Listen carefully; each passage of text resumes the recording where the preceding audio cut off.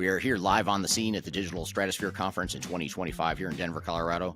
We're going to take you behind the scenes, speak to some of the speakers, and dive into what you missed at this conference. That's what you're going to see here on episode 237 of Transformation Ground Control. Welcome to Transformation Ground Control. Ground Control.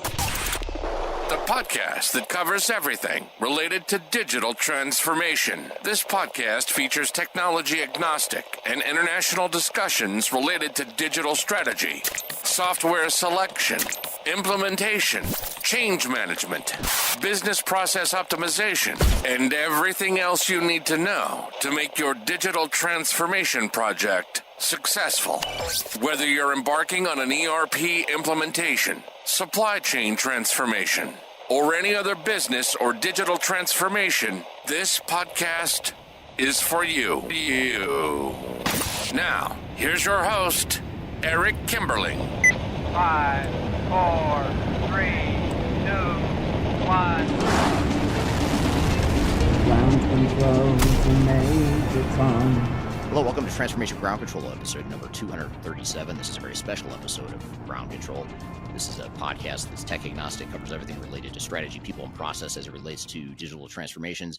And here, it's a special episode because we're here just outside the Digital Stratosphere Conference here in Denver, Colorado, here in late August. And really excited for this session and for this overall conference. And so far, it's been a great event. And what I want to do in today's podcast is really take you behind the scenes to really speak to some of the speakers and see what you're missing out on, because it's a really good event and there's a lot of great learnings here so far. But before we do that, I thought it'd be fun to talk about what the conference is and what it's all about. It's a tech agnostic conference. We have several different sponsors from all different walks of life, all different types of technology companies. The sponsors of this event include Infor, Priority Software, Infotech Research Group, Technology Evaluation Centers, Taft Law, Epicor, Oracle NetSuite, and Octar. And of course, last but not least, Third Stage Consulting Group, the company I work for. And by the way, I'm the CEO of that company, and we're a tech agnostic independent consulting firm that helps clients through their digital transformation journeys. And this event, we started this event back in 2018, and we did it because we wanted to provide a tech agnostic way to impart on the overall digital transformation community what it takes to be successful, not just the sugar-coated Kool-Aid drinking approach that most software vendors are going to have in their user group conferences, but more of a broad discussion of just looking at the good, the bad, the ugly of transformations. And this is the only conference I know of where you can get the real scoop, the real inside scoop of what it's like to be successful. But before I jump into some of the things that we've covered so far in this conference and what's left to cover in this conference, and before we go behind the scenes and talk to some of the speakers that have recently just presented here this week at the conference, I want to just show you a clip of what some of the attendees look like, what the event felt like, and we'll do our best here to show you a little collage of what you're missing out on.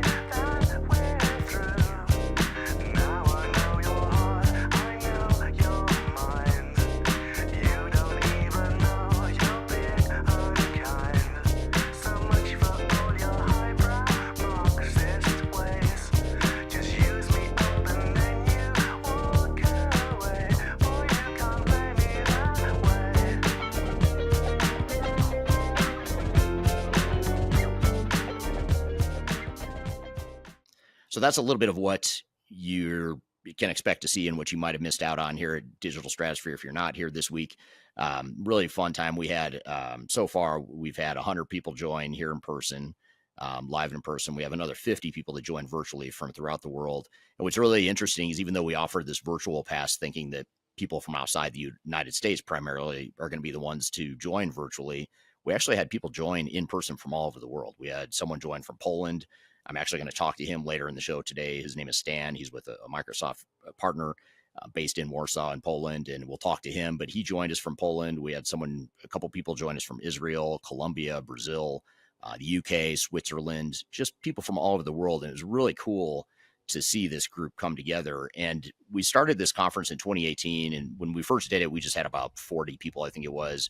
Really good conference, but very small, a lot smaller than it is now. And we did it because we wanted to have that tech agnostic view of the world, as I mentioned before. And we wanted to bring together some of the like-minded thought leaders in the industry, people that weren't going to sugarcoat things and were going to be honest and transparent about what these projects are like.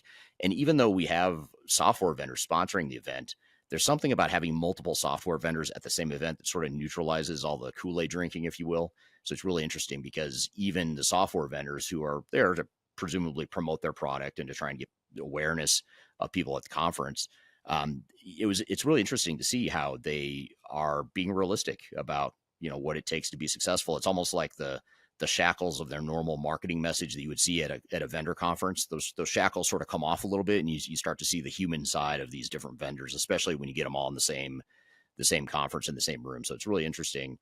And one of the attendees that joined from the United States, I was running late to a dinner on the first night. We have a welcome reception. Last night we had a welcome reception, and I was late to it for a conference dinner with some other people at the event. And I was about 45 minutes late. So I was in a rush to get out of the happy hour to go to this dinner. And someone stopped me and said, just for a minute, I just want to talk to you real quick. And they introduced themselves and we got to know each other real quickly. And he mentioned to me that this isn't a conference. And I said, what do you mean? What do you mean it's not a conference? And he said, well, I don't view this as a conference. I view it as something bigger. It's a movement. And I thought that was super interesting. And that's really how it felt. The day one networking last night, and then even today, especially today, as we get into some of the speakers and people exchanging ideas, it's just really exciting to see the energy and the buzz. This is our 7th year, I think it is, in a row of doing this minus COVID. 7 years of doing Digital Stratosphere, and this has by far been the best one so far, not only in terms of the logistics and the coordination, but also the speakers and just the attendees and the way it's all come together. It does feel like a movement, and I think the person is very much right about that. So, one of the other things too that's interesting is not only is it a movement, and not only is it a conference in a traditional sense where you can go learn from speakers, but there's also a peer learning aspect of this, peer networking.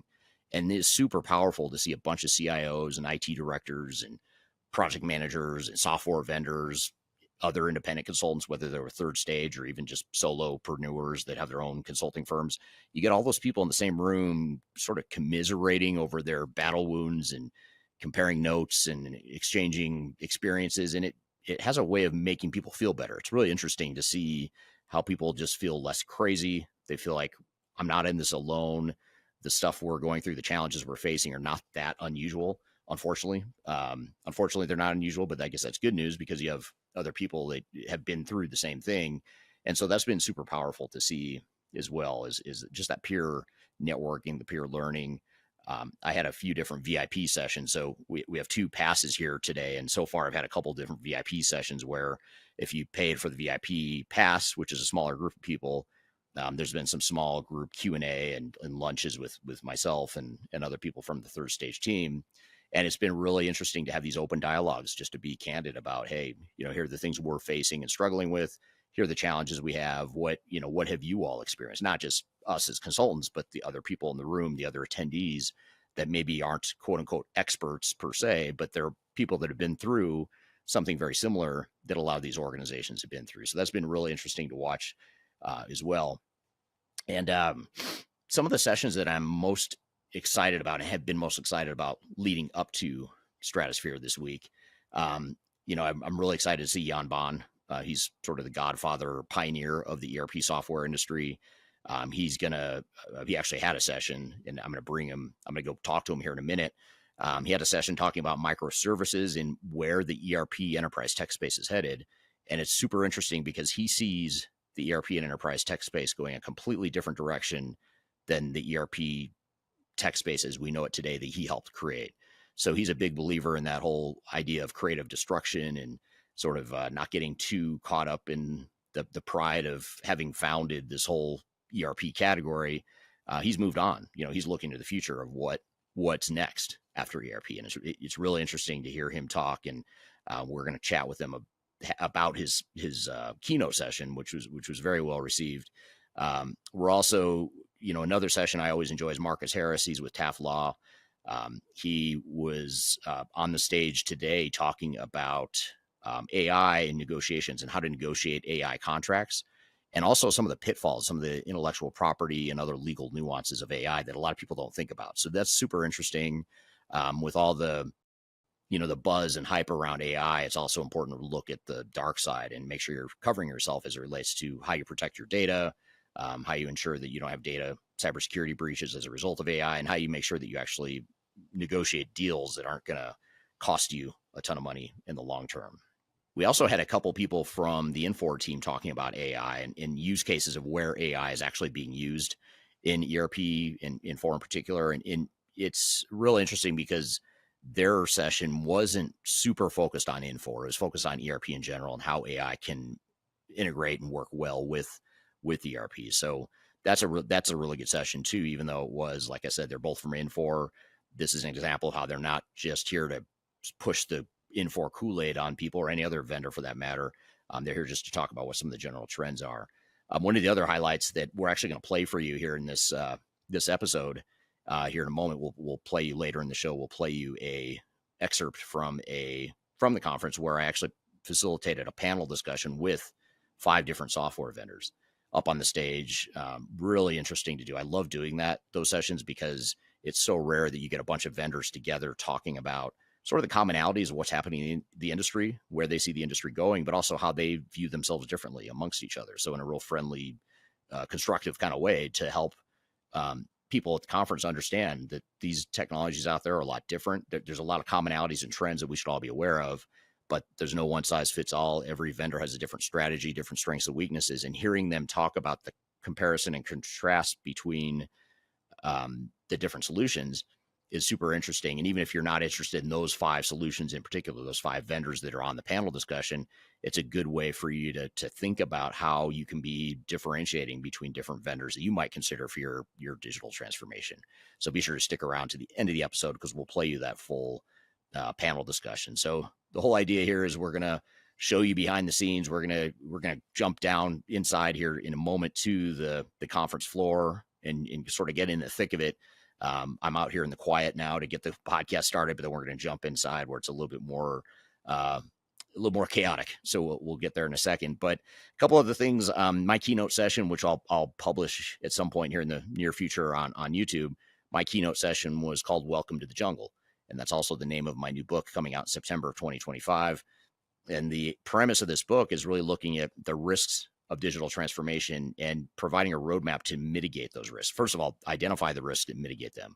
And so that was really the whole intent of that book and that keynote presentation today, is to share with the audience, like, hey, these digital transformations are not slam dunk easy wins. And I think we all know that, but they're not foregone. It's not a foregone conclusion that they're going to fail either.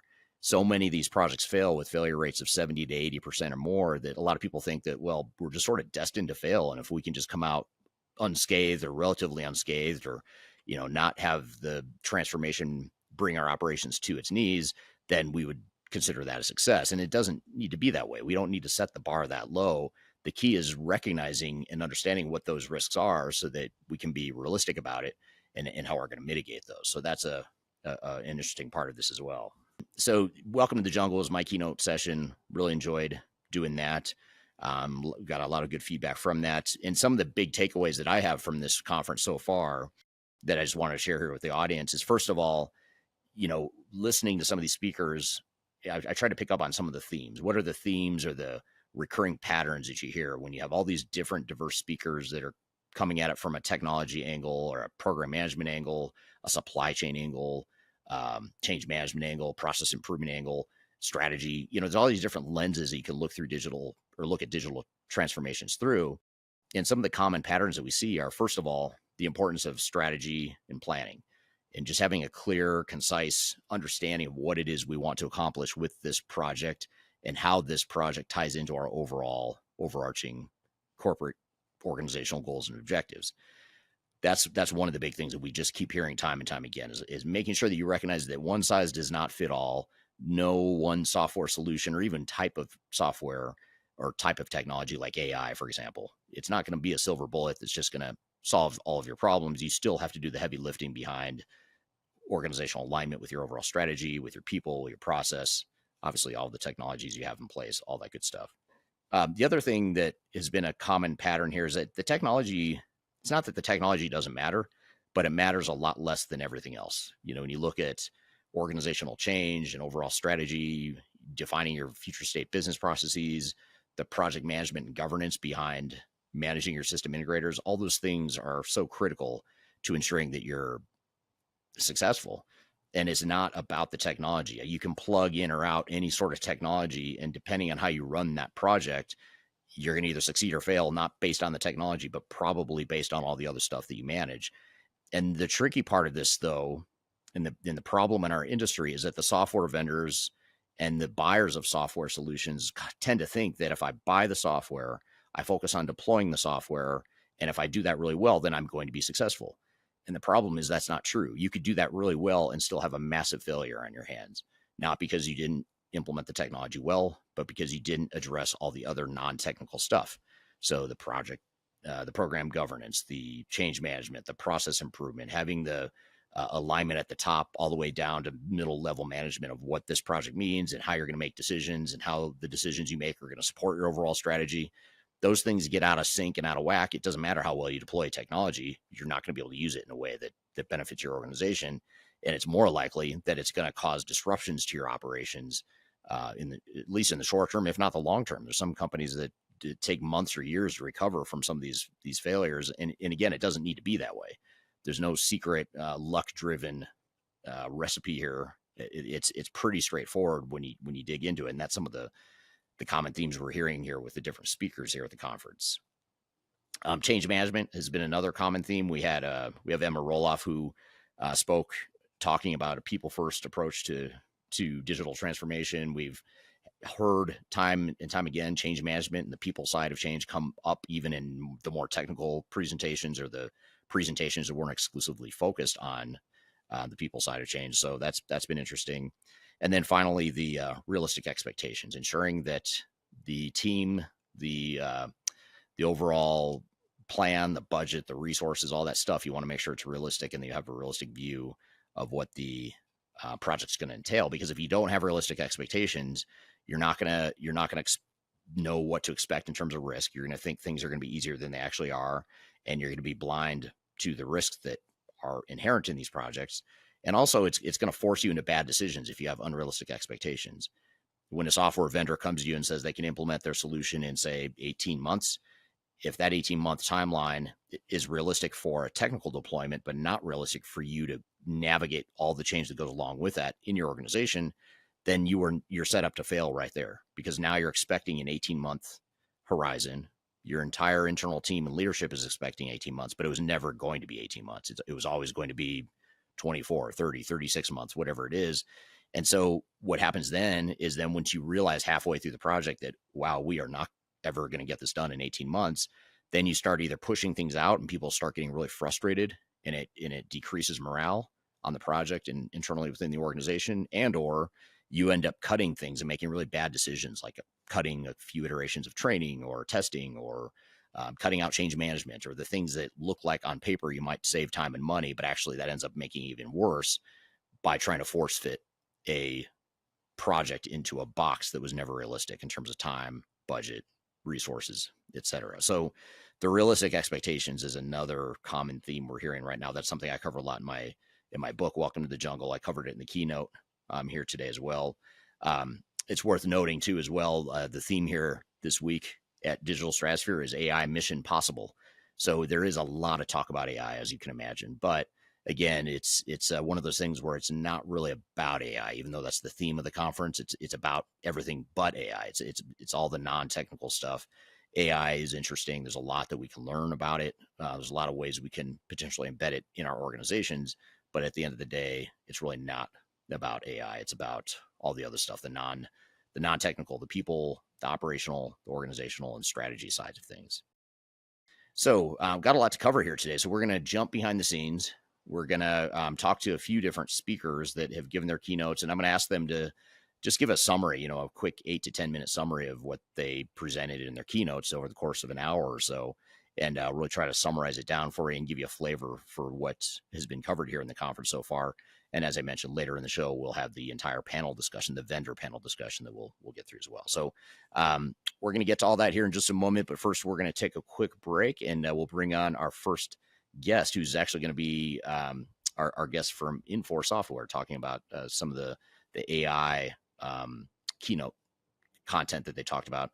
We'll also have Jan Baan, Marcus Harris, Stan from Poland will be here as well. And then again, we'll get the vendor panel later as well. So got a lot to cover here today.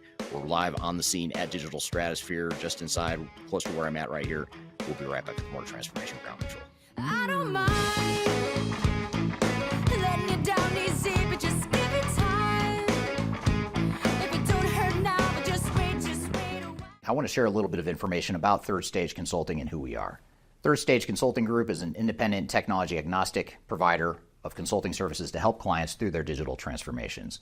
We help with digital strategy and software selection, as well as implementation planning. And during implementation, we provide services related to program management, organizational change, business process improvement, as well as enterprise architecture. These are just some of the services we provide. We have offices in North America as well as Europe and Asia Pacific. So if you'd like to learn more, I encourage you to check out our resource center, which includes a number of resources that will help you through your digital transformation, and you can access that for free using the QR code here or the links below. You can also reach out to me directly if you'd like to discuss your digital transformation and brainstorm ideas on how to improve where you're headed on your journey. The last thing you want to have happen is for your digital transformation to end up in court. I've been doing this for 20 years and I have seen everything. My name is Marcus Harris. I'm a software and technology attorney focusing my practice on drafting and negotiating software-related contracts and litigating software disputes across the country. Feel free to reach out to us at taftlaw.com. We'd love to talk to you about the litigation process and what you can expect.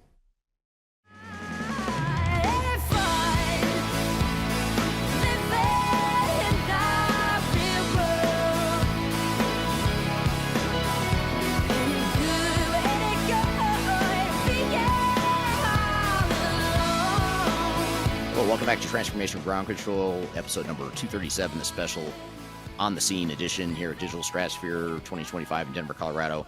We're just outside the conference. We're going to jump inside the conference area right now and go talk to some of the guests, some of the speakers that have given some presentations here today on day 2 of the conference. We're going to start off by talking to the team from Infor, the 2 presenters from Infor. We'll talk to Jan Baan and get a lowdown or summary of his presentation, his keynote. Talk to Marcus Harris, and we'll talk to others as well. So let's go ahead inside the conference center and start talking to some of the guests here. I'm here with Tanya and Tiffany from Infor, and you guys just had a presentation early this morning. You actually kicked off the whole conference by talking about AI within the Infor ecosystem and really giving really specific examples of how you guys as a vendor are incorporating AI into your offering. Can you tell us just a little bit about, if you were to summarize this presentation, it was about an hour long, but if you were to summarize it in just a few minutes, how would you summarize it? Why don't we start with you? Absolutely. If I had to summarize it, and I'm the director of product management for data and analytics. And so data is super a big passion of mine and something that I am always talking about. And I think if we could sum it up, is that data is really important and that you need to make sure that your organization has your data, has good, clean data so that you can then start to build those AI capabilities on top of it. And so data is obviously that first building block that is going to then be able to propel you to be able to do all of those additional capabilities through things like agentic AI, optimization, and building out more capabilities for your organization, saving you time, saving you money, and also helping you get that faster time to value as well. Right. Yeah. So how about you, Tanya? What was your favorite takeaway or your biggest aha moment when you're putting together this presentation, when you were giving it here earlier today? What's the biggest takeaway that the audience should take from that? And I'm going to be biased because unlike Tiffany, I believe in the importance of data, but I'm all about AI and technology. And so what I really think is important is when we think about AI, let's not think just about ChatGPT or the things that are kind of more surfacing. There's so many different techniques. There is machine learning, there is optimization, there is graph technology, simulations. Gen AI is just one of those techniques. And so to me, is the main takeaway out of it composite AI. It's really a combination of all of those techniques that really gonna help you drive value. You use the right tool for the right problem. And with agentic pieces coming in, it can communicate to each one and single one of them, which it excels and kind of bring those things together. So that's what I would say. But one thing that is also important to remember as a takeaway, the business problem. Like you can't do things just thinking, oh, it's AI implementation, AI is going to solve it for me. No, you need to come, it's just like any other project. You need to have a real business problem that you're trying to solve. Yeah, and not just doing AI for AI's sake. You're doing it because you're trying to solve a specific problem. And one thing, Tanya, you were also on a panel discussion, a vendor panel discussion, where we had you and a few other vendors that are involved with this event. And one of the things I asked you about was Infor's specific strategy around not just AI, but also sort of this continuum of single one size fits all ERP system versus totally composable microservice, best of breed, whatever you want to call it. Where does Infor fit in that whole continuum, and how do you see it evolving over time? Yeah, and so we are industry ERP company. We have so many different cloud suites, each one specialized in each individual domain in the industry space. And so on top of it, we have an additional application that goes side by side, hand in hand. And so what we had to do is we have to build our cloud platform technology that will communicate across so that you have a unified experience as a user of Infor as you log in.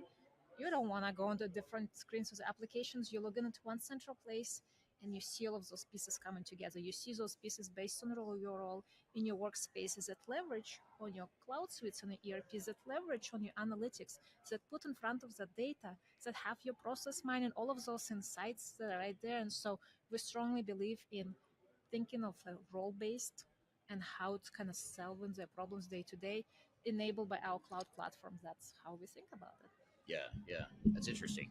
Now with AI, coming back to AI again, and sort of coming full circle on this, Tiffany, you in the presentation, you in particular, I believe is you. I know you both covered this, but I remember you going through a few examples of how specific use cases of how your customers are either already using AI and/or specific use cases that you've built into. Not you personally, but you as a vendor have built into your product. Can you give us a couple examples for people that don't really know, like how might I use AI? How are you seeing? What are a couple examples that you might help? Yeah, absolutely. So, with our new Velocity suite, we have a lot of additional capabilities that go beyond just AI. So, when you think about some of the use cases and the problems that our customers are trying to solve, it's not just an AI problem, it's a technology problem that they need to solve for, technology that they need to use to solve for their problem. And so, one of my favorite stories that I talked about today was Miller Industries. And essentially, they were bringing in all of these emails that had their orders that were coming in, and they were having to manually enter those into their ERP application. And so utilizing our Velocity suite and two of the key products that are part of it, process automation and then also Gen AI on top of that, they were actually able to completely automate that process, which not only helped in terms of getting these orders done faster, it also reduced errors, but they were also able to implement that in less than 60 days. So when you think about these AI projects or these technology projects, they don't have to be huge 2-year projects where you're taking a lot of time to see that time to value. It's something that you can get quick wins on in these basic processes, and then ultimately bringing value to your organization. And they've actually saved over 3,000 hours per year just by automating this one small process that they have in their organization. That's fascinating. It's really cool to hear the exact, specific examples. I think that's where a lot of people struggle. Is you hear all this hype around AI, but like, well, how are people actually using it? How are you actually building it into your product? And so to hear those examples was super helpful. Tanya, one other thing that we talked about on the panel was around just what it takes to be successful in an implementation, and you had some really good thoughts around that. What are a couple of the takeaways as far as what you've seen to be the most critical to successful ERP implementations? Absolutely. So I think it takes a village to do a successful implementation. And so this is where people historically think about ERPs working with the IT team and having those big projects. But the reality of the things, IT teams are serving the business needs. And so this is where the business stakeholders need to come and closer together and have this handshake in between IT professionals and work on this implementation. work through the data, work through the business process. What are the things where I have all of my fragmented data in different pieces? How do we bring it all together to solve for this challenge, to solve for this problem? And the other thing, like Tiffany is saying, you don't need to think about years worth of project. As you start your implementation, think about all those composable different pieces where as long as you got the data, you could start thinking about those quick wins and business sees a real value. You're talking about the Miller Industries. We also were talking about Andrews. They have almost 9,000 worth of annual hours saved through the work that they used to do in the past manually, doing all of those VLOOKUPs across 750,000 SKUs. Now it just takes place instantly. They upload this request for quote, 500 different items, and they get the results instantly. And so to us, think about it, working holistically, working as a team, driving your process, be in the front seat so that you could also take the rest of your organizations along this journey. Yeah, that's super good advice. What closing advice would you, if you were up in front of the stage right now and it's the end of the conference and you had to give one piece of advice to people that are ready to go back to the office and get to work on their ERP or digital transformation, what would that be, Tiffany? I would say keep it simple, right? You don't have to have anything that's overly complex. You don't have to go searching. If you just start talking to your end users in your organization, you're going to find some very simple pain points that you're going to be able to layer these two different types of technology, including AI, to help make their lives a lot easier and ultimately give them the opportunity to do, more productive things for your organization. I'm here with the legendary Jan Baan, the founder of Baan Software, and now more recently, the founder of Rappit. And Jan, you just gave a really good presentation about microservices and AI and what it means to ERP systems longer term. And you're someone, just to back up, you're someone that helped create the whole the whole category of ERP software.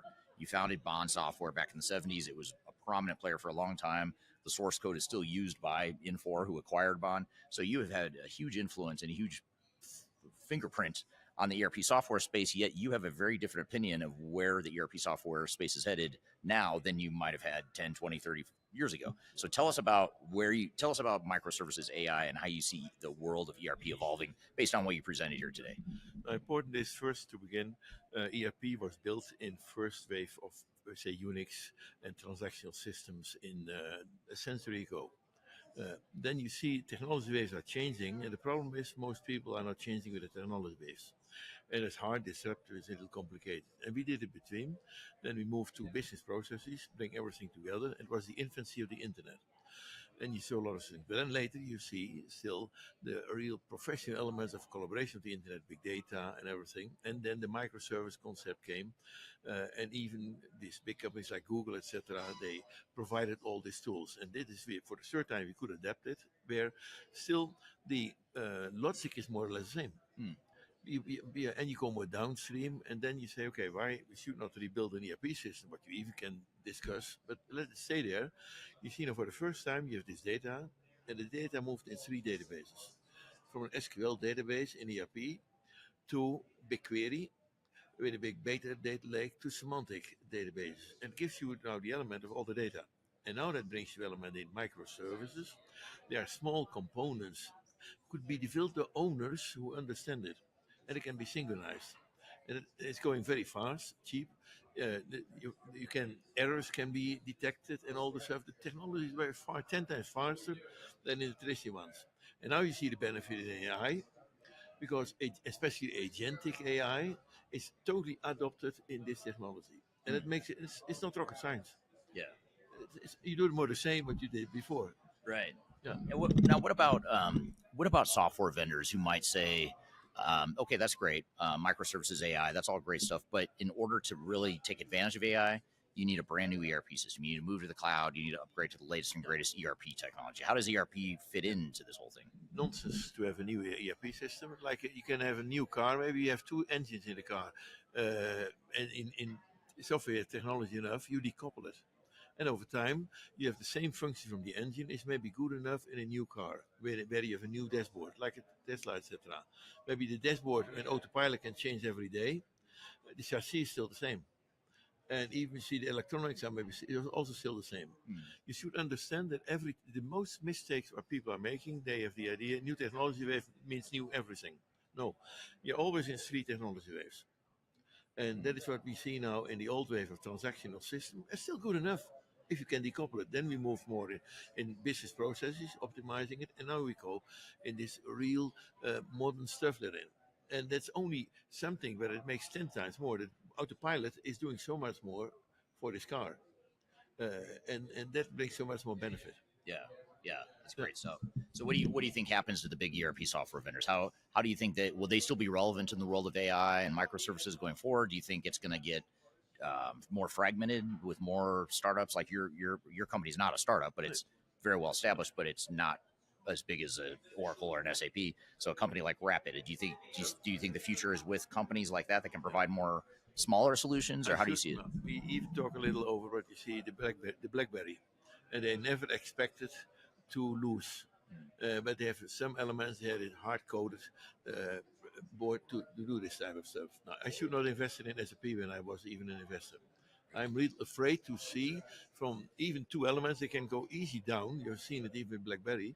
They can go very simple down, but they even go down with the big system integrators together. They all can sync very soon. And why should they do it? And their attitude is not used over all these elements. They're coming still from the mainframe, protecting elements, not also for this real, I should say. They even do not know the vendor. The system integrators know them a little more, and it's real dangerous therein. And I'm afraid, and the opposite, you see, this new technology can grow fast, but not so many people understand the starting point of ERP. And that's, I think, what you do in this conference, the most important thing. Don't ignore ERP. Don't blame ERP still, Right. because it's still an important element, but don't believe that it's the beginning and the end of all of it. It's just the starting point for the data, but this data can be propelled tremendous more. We have to say, with ERP, we took the rough diamonds out of the ground. But now we can make them very special and sell them for 100 times more the price than of the rough diamond. Right. That means the ERP-driven microservices are unique, and not so many people in microservices are ERP-driven. And I think that could be a crucial part and a real winning element. If those, and therefore we need the oldies, therefore we say here, why can we not work more together? But as people who understand ERP, it's easier to educate people who understand ERP to lead them in microservice than even have smart people who can build microservice to learn them ERP. Right. Yeah. So it's almost like we're trying to not force ERP software to be something that it's not. It's not meant to be everything to everyone. And you had a good analogy with or a metaphor with the castle, rivers, motorboats. I thought that was a really interesting visual metaphor or analogy for what the enterprise tech space is starting to emerge. Can you describe that metaphor? No, I was thinking this castle, and we see a castle is maybe by a mountain where even coming clean water, and the castle is always protecting from outside, and extremely stable. But then you cannot go outside. And now we see if the castle is connected to a river, and then there's the data stream, then the SQL data stream can be a semantic data stream.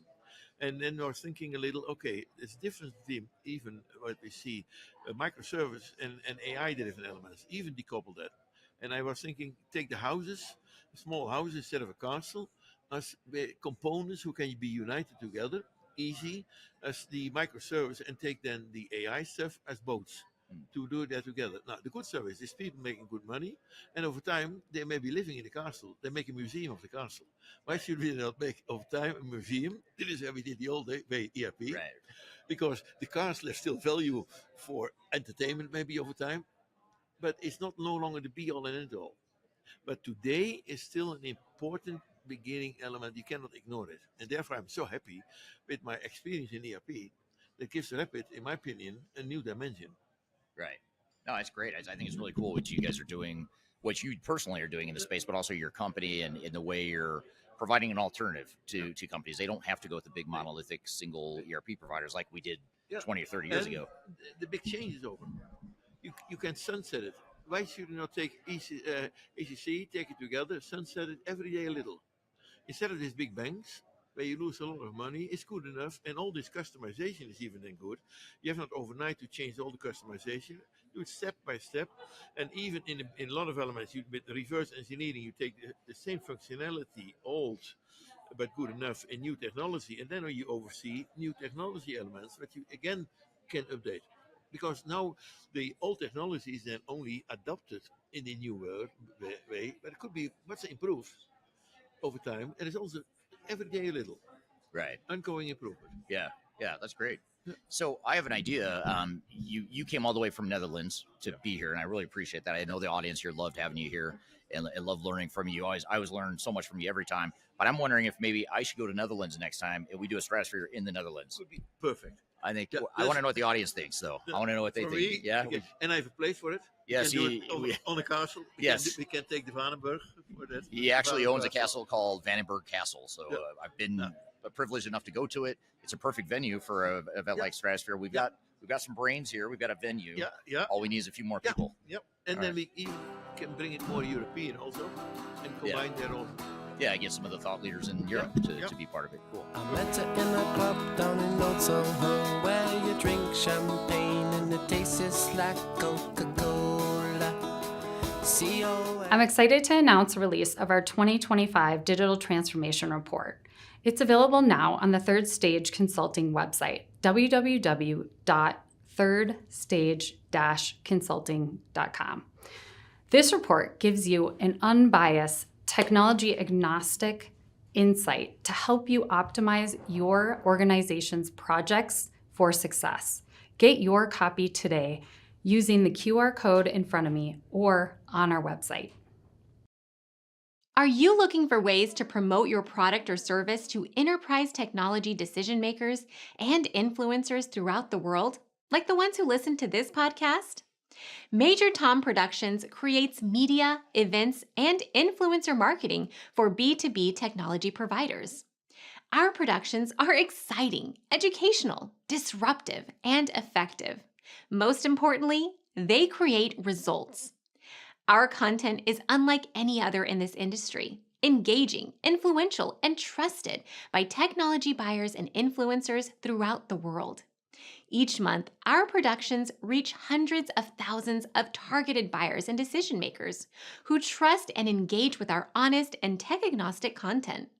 With long-tail viral results and engagement with our content, Major Tom Productions provides a way to reach your target market and create awareness, calls to action, and a connection with potential customers.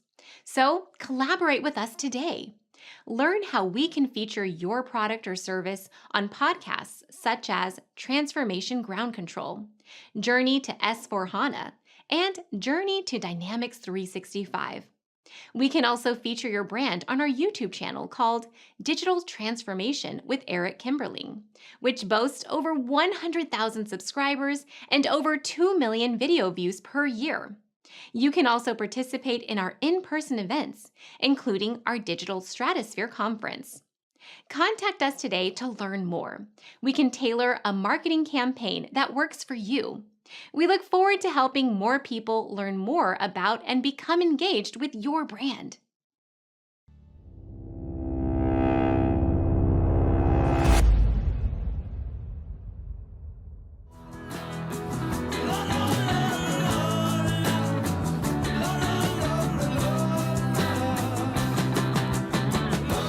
Welcome back to Live on the Scene here at Digital Stratosphere 2025 here in Denver, Colorado. I'm here with Marcus Harris, partner at Taft Law, and you're giving a presentation tomorrow, Marcus, to talk about how to navigate AI contracts. What are some of the high-level bullet points or themes that we can expect in that presentation tomorrow? Yeah, well, thanks for talking to me, and thanks for inviting me to speak at the Stratosphere Conference. It's always a pleasure to be here. And, really what I want to focus on in my presentation tomorrow is just, how to approach artificial intelligence contracts. And I think, mitigating the risk associated with them, making a determination as to, do you really need artificial intelligence functionality? What level of due diligence do you need to go through in order to make that decision? What kind of a policy should you have in place for your employees regarding the usage of artificial intelligence in your organization? I mean, all of these, I think aren't really considered very much. I mean, it's, the fundamental threshold question that I ask every one of my clients when they come to me asking about artificial intelligence is, do you need it? I mean, in my view, we always used to talk about snake oil salesmen, and you talk about the sizzle, no steak, and AI is right there. I mean, is there a way for you to get equivalent functionality in your business without utilizing artificial intelligence, because there are, you know, minds everywhere. I mean, you look at this stuff, and everybody is pushing hard for it. It's the sexy new thing that everybody wants to have, and if you don't have it, you feel like you're falling behind technologically. You're falling behind your competitors. But that, in and of itself, I don't think is a reason to adopt artificial intelligence. I mean, fundamentally, you've got to have an understanding of what your business case is, what your business requirements are. You have to, just like adopting any piece of software, where are the functionality gaps between how that AI functionality works and the way that your business works. There's also risks that are incredibly specific to artificial intelligence. For example, what about the data that you're entering into that system? What's the ownership structure around that? Who owns the inputs? Who owns the outputs? Meaning, what comes out of that artificial intelligence functionality? What's the ownership structure like associated with that? And what is happening to it while it's in the model? And what's the vendor doing with that? And then that leads to contract negotiation strategy and contract negotiation points. Are you going to be well within your rights to ask that vendor to warrant that they've got good title, ownership, non-infringement with respect to that artificial functionality and the data that comes out of it? Maybe, maybe not. Are they going to step up to indemnify you if there's an infringement issue? I certainly hope so, but most of the risk is going to be put back to you or put back on you as the customer. And in a corporate environment, an enterprise resource environment, that's probably not appropriate. Right. Now, are you seeing any fallout yet from? Because just to back up for a second, I know your background is intellectual property, which includes data. And are you seeing any breaches or litigation as a result of AI? Or are we still in the preemptive CYA mode, and you're just helping us protect from that sort of thing, or what? Or have you seen breaches of any sort? That's a good question. And what we are certainly seeing are issues associated with the ownership of data, infringement issues, pure intellectual property issues, and that's all over the courts right now. And we're starting to get some sort of foundation for moving forward and some guardrails on how these things are going to be dealt with by the courts, and I think that's really good. But in my practice, in for my clients, what I'm concerned about is the misrepresentations associated with artificial intelligence, that it's going to solve all your problems, that there hasn't been enough vetting of the system, that there aren't unnecessary costs associated with utilizing the artificial intelligence functionality. For example, SAP, what we see is they are trying to put a fence around the data that you put into their system. And when you try to get that data out, your data, so it's not, let me take a step back, it's the issue with SAP isn't so much about, and AI vendors in general, it's not so much about who owns that data. They're going to acknowledge that you own it. But the reality is controlling it is much more important and much more lucrative than actually having an ownership interest in it. Right. Arguably. And so what SAP does is you want to take that data out of your SAP system and train an artificial intelligence product that's not an SAP product. Be prepared to spend a lot of money. So, I mean, these are the things that are coming to the forefront and I think are going to get litigated in the near future. What's the ownership structure of the data? What kind of confidentiality issues are associated with putting your information into that model? What data security risks are there? It's just going to be, a minefield of opportunity for lawyers, and something that I think clients and customers need to be very aware of, so they can mitigate the risks associated with using artificial intelligence. Yeah, I mean, good news is job security for you, I imagine, for years to come. Right. Because I imagine this is going to take years, decades, or more to resolve all these unknown new kind of legal issues, won't it? I mean, it doesn't seem like that's something that's as cut and dry as, if I steal something from you physically, it's a lot easier. It's more cut and dry. Whereas this is a little bit more of a gray area, it seems like. That's exactly right. It's not cut and dry. There's a lot of nuance. There's a lot of gray area associated with this. And I think that, being an attorney in the technology space, that really is kind of par for the course, in that, the technology moves at lightning speed. And what you're trying to do as an attorney is fit, centuries old, in some cases, legal paradigms into this new model.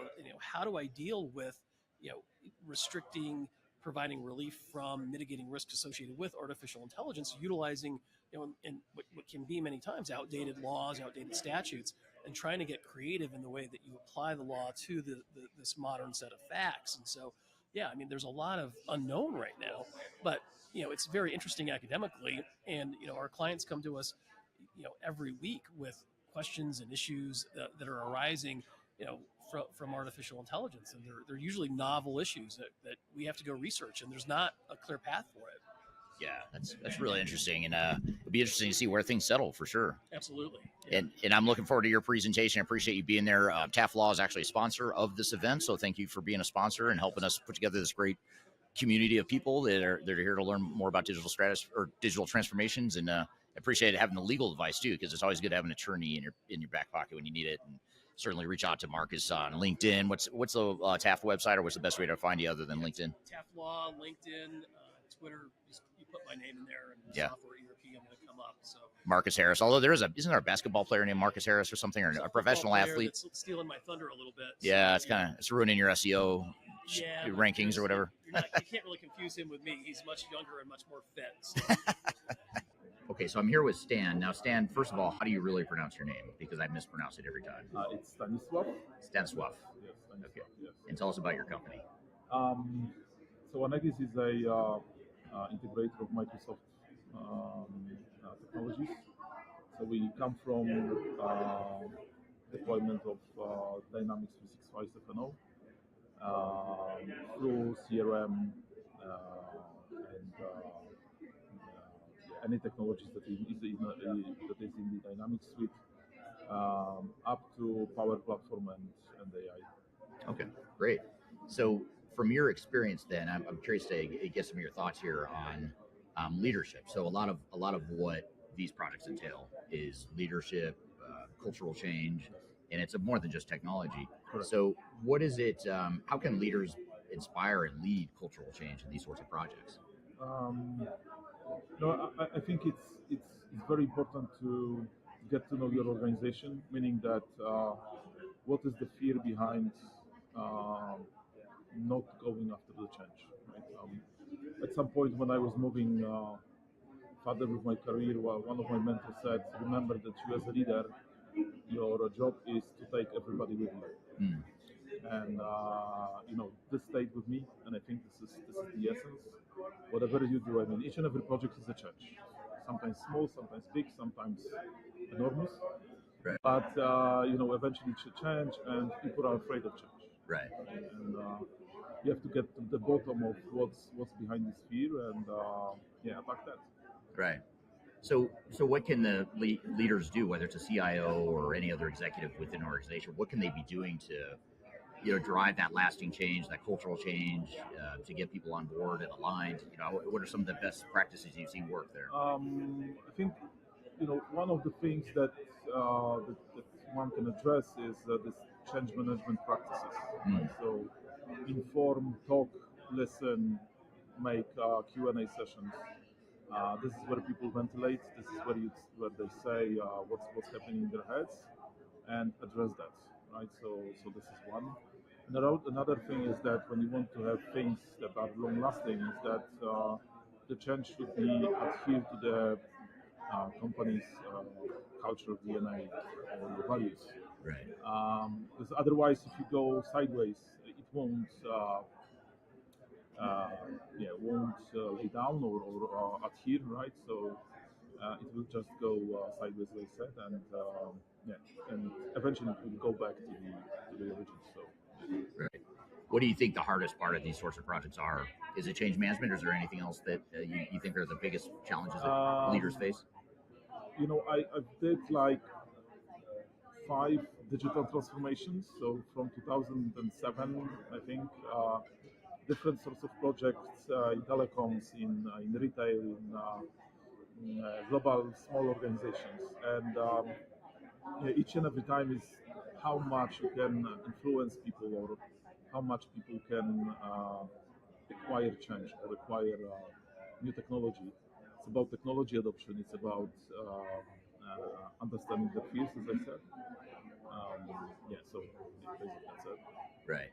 Now, when going through these sorts of projects, then how do you see your clients, or in your experience, how do organizations best handle innovation? Because a lot of times these projects can get so overwhelming that it becomes difficult just to automate what you already have. And so how do you see clients be successful in creating a really innovative culture, innovative processes, innovative technologies? How do you see that all coming together? There are a few things that you can tackle in innovation, but one of the best strategies I've done in my career was, I will call it right now, organized innovation. So you have to have a funnel of innovative ideas coming in. You have to have funding that is secured, and eventually there has to be an ownership. I think this is the most important part, that whenever something comes in, you have to have an owner for these new ideas. But coming back to your question, where does automation stops and where innovation comes in, right? I think the best way is to democratize technology, right? Where people can just experience it or use it regardless of their position or technology acumen, if that makes sense. Right. So just use it, feel it, experiment, and then one of the models of promoting innovation is that people innovate, people experiment with the democratized IT, democratized technology. But then there are IT teams that make it scale it, make it enterprise-wide. They secure it, making sure that it's scalable, that it's giving eventually value to the company. Right. So, in addition to you flying all the way from Poland to come to Denver to come to Digital Stratosphere, you've invited me to speak at your event coming up in Warsaw in Poland. Tell us a little bit about this event, and what should I and other people that might be interested in attending, what should we expect? So we are thinking about an event some time ago that would bring people that are interested in not only digital transformation, but also change management and everything that goes around in that space. That's why your name came in, because you are very strict in this statement that change management comes first, right? There were different ideas, and one of the ideas was that let's create an event that will bring people from the community that are interested in that. Not always so obvious, so not only technology people, so there will be people that come from the business side. There are people that founded their own companies, like yourself, but also not so obvious connections. The evening event will be with. It will be a surprise, I think, for everybody. It will be about the journey that we might have. We might have connections to the digital transformation, but it will be about something else. So 5th of November, Warsaw, an event about how to excel at digital transformation. Right. So for our European audience, people that are Eastern Europe, Western, wherever in the world they are, but especially if they're in Eastern Europe or Poland, where can they learn more about this event? What's the website, or how can they find more? It's stepsdigitalconference.com. I think we have to check that. We'll include a link below as well. Link to this. There will be a link. Everything is there. Should there be any questions, there are contacts to all people that is putting the conference up. Against one is an art that's hard to teach. Another clever word sets off an unsuspecting herd, and as you step back in the line.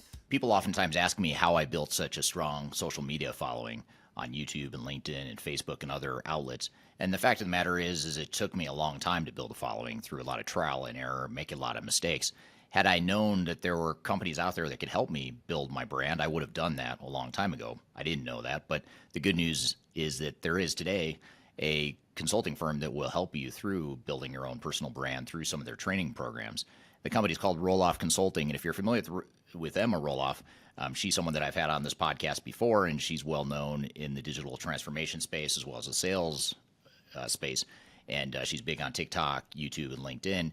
And she and her husband have started a training course and a training company that focuses on helping people build their personal brands and helping them to sell themselves digitally. So whether you're a salesperson that's trying to reach more customers or you're an individual that's just trying to build your personal brand, that's something that they help with through their training programs. And they've offered listeners of this podcast a free 5-day LinkedIn challenge.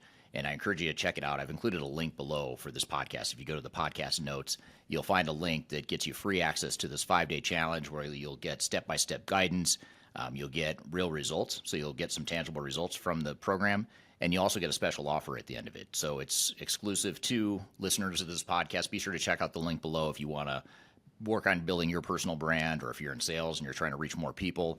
Whatever the case may be, check it out. It's free to listeners of this podcast. You can check it out via the link below.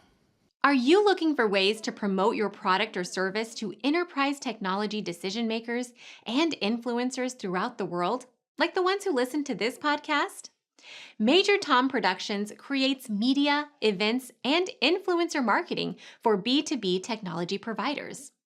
Our productions are exciting, educational, disruptive, and effective. Most importantly, they create results. Our content is unlike any other in this industry, engaging, influential, and trusted by technology buyers and influencers throughout the world. Each month, our productions reach hundreds of thousands of targeted buyers and decision makers who trust and engage with our honest and tech-agnostic content. With long-tail viral results and engagement with our content, Major Tom Productions provides a way to reach your target market and create awareness, calls to action, and a connection with potential customers. So collaborate with us today. Learn how we can feature your product or service on podcasts such as Transformation Ground Control, Journey to S4HANA, and Journey to Dynamics 365. We can also feature your brand on our YouTube channel called Digital Transformation with Eric Kimberling, which boasts over 100,000 subscribers and over 2 million video views per year. You can also participate in our in-person events, including our Digital Stratosphere conference. Contact us today to learn more. We can tailor a marketing campaign that works for you. We look forward to helping more people learn more about and become engaged with your brand.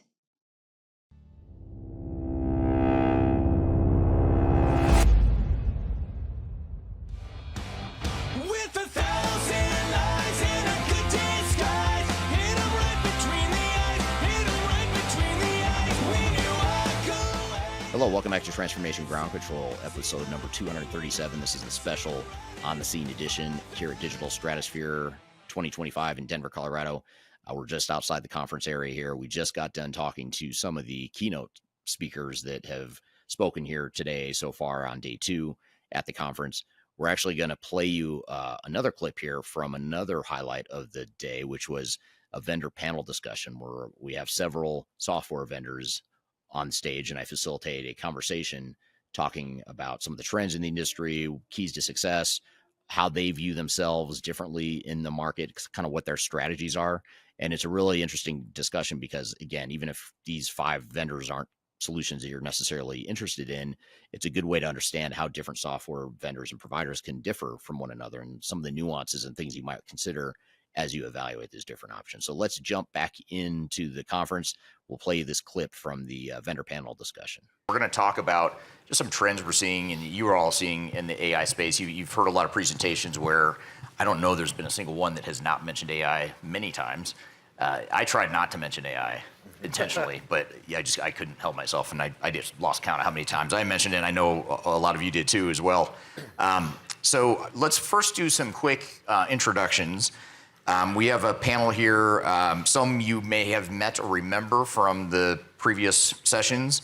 Tanya Gonzalez from Infor. She was the first presentation of the day after the opening. Gil from Priority is here. So Gil, thank you for being here. Scott Bickley from Infotech Research Group. They put in my notes ITRG, and I keep saying IT Research Group, but it's Infotech Research Group. And Craig Sullivan from NetSuite.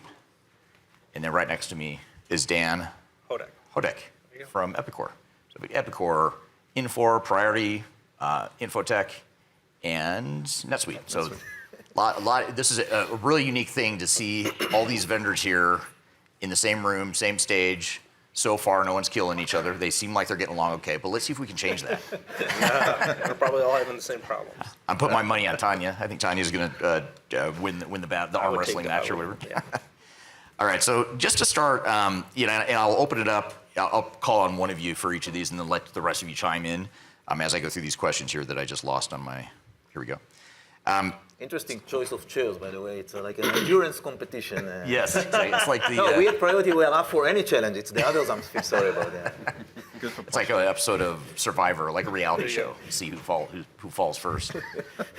Let's talk about AI, and I'll start with you, Tanya, just because you presented on this earlier today. But to start, maybe talk a little bit about summarizing some of what you talked about this morning. But how is Infor building AI into its what are some of the most common use cases you're seeing so far of AI actually being used in the Infor Cloud Suite right now? Yeah, that's a great question, and thank you for giving me this opportunity to kick it off. So at Infor, we actually have a combination of solutions. So on one side, we have embedded use cases that go directly into our cloud suite, so ERPs. And some of those most common use cases that we run across is product recommendations. I mean, let's just think about like a customer base, right? If you're on Amazon, right, and you look at your shopping cart, you have all those recommendations. This goes with this. Have you considered the other product? Similar case on our cloud suites and ERPs, right? So when they're going after our customers, in this case B2B space, and then the trained resources that need to learn from all those hundreds and thousands of SKUs, that comes in very handy. So that's some of the common use cases that we are seeing across some of our industries. Obviously, healthcare has its own specifics as well. This is where we see some of the things coming in. Oh, I need to forecast, make sure I have all those syringes in time, need to make sure I have inventory optimization. So that also comes in play as well. And then when we think about our use cases, it's really maturity curve. So what are the things that we could put in embedded because they don't require so much services engagement versus what are the use cases where you actually need a lot of hand-holding and we validate them. You can't build AI in a vacuum. You really need to make sure that you have go back to this data validated across the customers. And so when we think about AI, we really see an evolution of them, just starting off with the individual customer, actually validating that it works across a combination of customers, and then we put it into our embedded offerings. And still keep on going, keep on growing. Those use cases keep engaging. Interesting. Gil, what are your thoughts? So in terms of AI use cases, we think about it in three buckets or categories. One is the AI assistant, which is basically helping you to do your job. If it's searching in a more of a natural language kind of interaction, like Eldad showed earlier. It can be things like drafting an email. AI can draft it for you and change the tone. I think we saw some of that this morning as well. So that's more on the assistance level, and this already exists. It's out there. We saw it this morning. Then the next level is the AI advisor, which can actually, here the intelligence kicks in. It can notice some anomalies, see some stuff, tell you, hey, pay attention here, pay attention there. And the third level, by the way, the advisor piece is coming out like in the next version, so it's already here. The next level is the agentic. It's harnessing AI in order to do more sophisticated cross-process stuff for you, actually do your job in a way.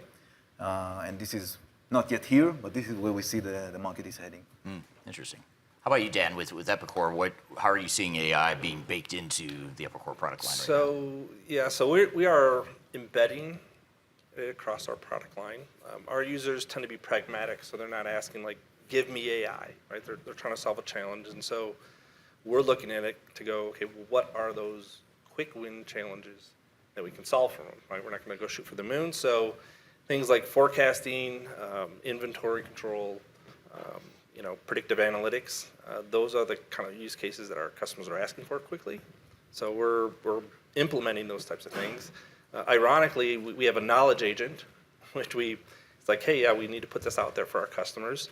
And it's been getting like great love and adoption. And we had a customer who actually is a very long-term customer. He said like it's having a second brain in ERP now, right? Because of the knowledge that we can now use with AI. So again, like the use cases that we see are the ones that customers can get value really quick, right? And we're looking to embed them, whether it's agentic AI, whether it's large language models. We're there to help our customers kind of the best value that they can get out of what we have today. Right. And Craig, I want to ask you a little bit different spin on that same question, though. So with NetSuite being a native cloud SaaS solution and focusing on the mid-market, how are things different in the cloud environment and or with the mid-market as far as how you're seeing AI being used by NetSuite and its customers? Yeah, it's an interesting. I was formulating my response to your first question. And I decided to change the last minute. I did not tell you I was going to. You switched it up, but you've helped me, I think, so thank you. Yeah, so I think, as from our perspective, we are cloud native. We were born in the cloud, if you will, 27 years ago. And so we've only ever thought about what it means to be running a business using cloud-based systems. Fast forward to being acquired by Oracle 2016, 2017. And not only then do we have access to the Oracle database, which we were always using from the very beginning, but all of the other infrastructure and the investments that Oracle has been making around scalable architecture and more recently the AI components. And so, from that perspective, we sort of see it as our customers having a leg up, if you will, into embracing not just the cloud, but now the cloud with AI on this very powerful unified data set, which is at the heart of the suite from the very beginning. And so, the way that we approach these conversations, and these are conversations, and I think, my colleagues up here will sort of agree with this, they're definitely evolving as our customers and our end users are hearing, seeing, learning about AI at events like this, and then asking the questions about how might that help me with various aspects of our business.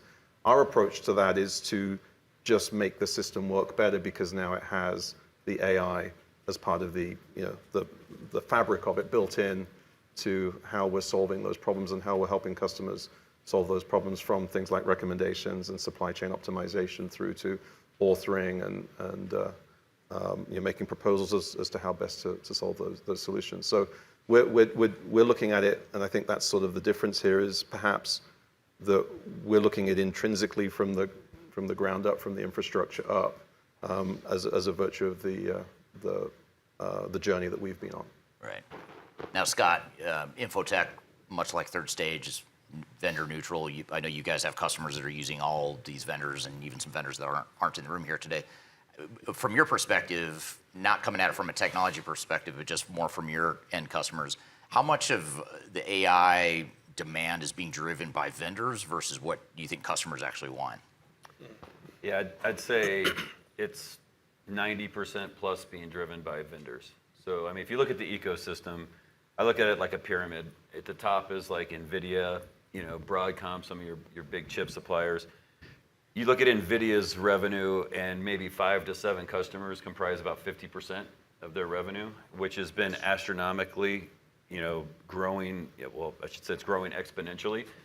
They have a vested interest in pushing these models out, their investments in these data centers and what they're building out, and their customers are, the vendors on this stage, along with dozens of others.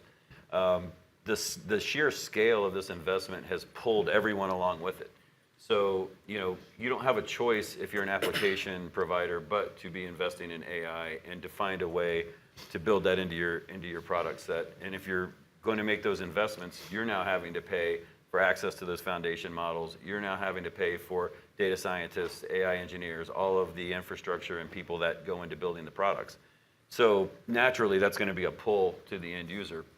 And I think from the end user perspective, it's very tempting to kind of get caught up in the FOMO of the AI hype cycle, right? And so, 100%. But if you think about it, you have a choice of either going out and trying to directly build your own AI solutions, which a small minority of companies have the resources to do so on multiple levels. You could go out and try to do these tuck-in solutions. I think I read yesterday there's 498 AI unicorn startups right now, which is insane. The problem is 90% of those will be out of business within 5 years, and the rest will be acquired by many of the vendors on this stage, along with others. So really, if you're an end user consumer, you're going to be consuming AI from one of the vendors you're probably already buying from. So to me, you can slow down a little bit and take time to ensure that things in your contracts are addressing liability, addressing IP, addressing all of the things that are not currently being addressed for AI in your contracts with those vendors. Make sure you understand your use cases. Make sure you understand what it's going to take to prepare your data, all of the things to get ready to consume AI in a productive manner that can add, efficiency and hopefully revenues at some point to your business. Yeah, that's interesting. Gil. I feel to your question that customers look at AI a little bit like a sushi. They want it, but they wonder if it's not too raw.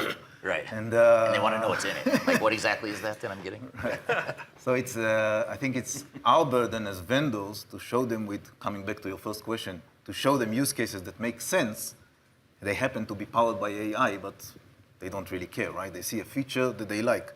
When I go to demos and Eldad is showing them how he's doing the search with natural language, they really like it.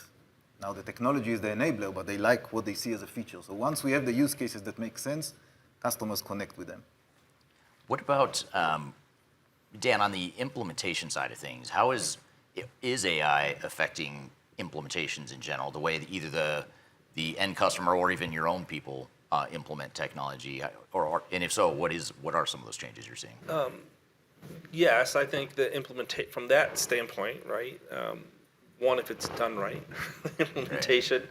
We have tools that are actually helping our customers migrate, right, or from the cloud over or from on-prem into the cloud. So we are using AI in those tools to assess their legacy systems, determine kind of like what the best models are, and to easily migrate them over to those customizations over into our cloud aspect. So, that's one aspect of how we're using AI in our consulting services to help our customers migrate. I would say the implementation within customers, we embed AI into our systems, right? And we use natural language. We try and, as I had mentioned before, we have engineers that as we build our solutions, they're on the shop floors. They're learning how our customers use the system. So as they build it and our customers implement it, it's natural to them. Right? There isn't this, AI in essence should be almost like a hidden tool, right? Like you go in there, you use it, and it's an extension. I don't want to call it a co-pilot. I'll call it it's an assistant, right? That helps our customers actually do more without having to worry about and be a data analyst or really kind of be retrained in how to use the system. So I do believe AI is helping in that aspect of implementation because it's making it easier for our customers to adopt AI quicker. Right. So. How about you, Tanya? In the Infor ecosystem, how are you seeing AI, or are you seeing AI impact how customers are implementing and or adopting ERP technology? Absolutely. So I think one of the examples I'm going to use is that some of our ERP screens in the past, let's think about forecasting. You go in there, it's a nice chart, and then you have a drop-down of different models. This is a model you could try out, this is a model you could try out, and you just sit in there as an end user, and you pick all those models and try to find the best answer.